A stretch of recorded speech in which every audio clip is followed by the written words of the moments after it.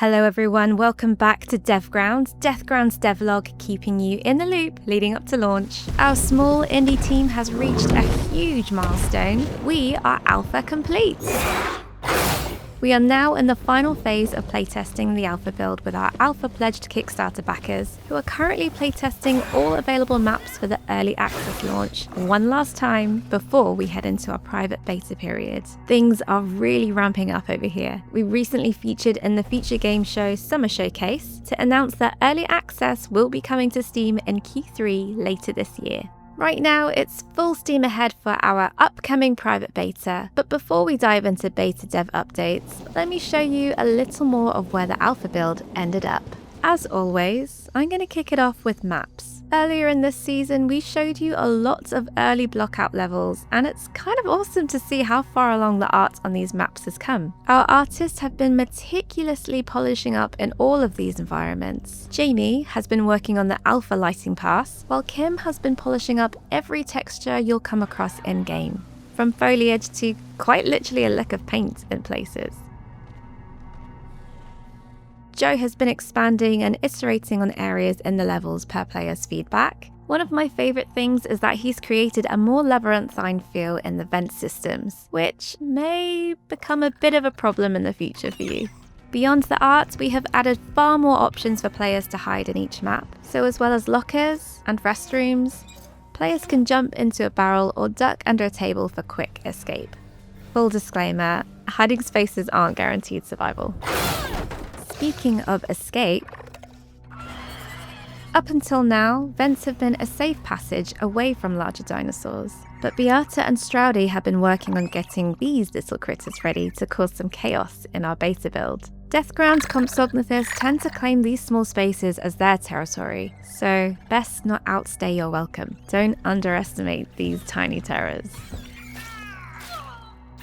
As for the raptors, these dinosaurs have also been having some animation cleanup treatment. Beata has been updating ways they'll evict you from hiding spaces, as well as getting more feelings of frustration across when they can't quite reach you. Moving on to playable character updates.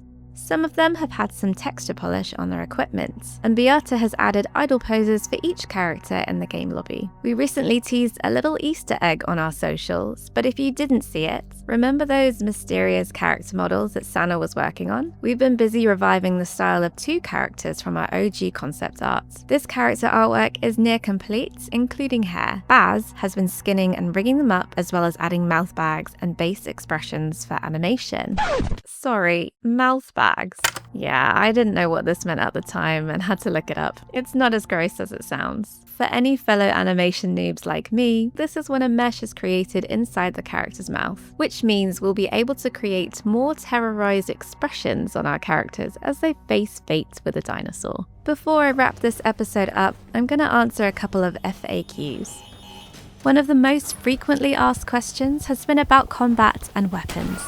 Whilst there are some shooter elements in the game, Deathground is a first-person survival horror game where resources and ammo are sparse. On first look, the tranquilizer rifle may have confused some into thinking otherwise. We may add an offensive weapon type item in the future, but as the lore unravels for you later, you'll understand why ammo should be used sparingly in Deathground. One other frequently asked question we see a lot is whether you can play as a dinosaur. As fun as that sounds, Deathground is PvE against the dinosaurs while completing objectives. Rather than be playable characters themselves, Deathground's dinosaurs are designed to be reactive to your actions.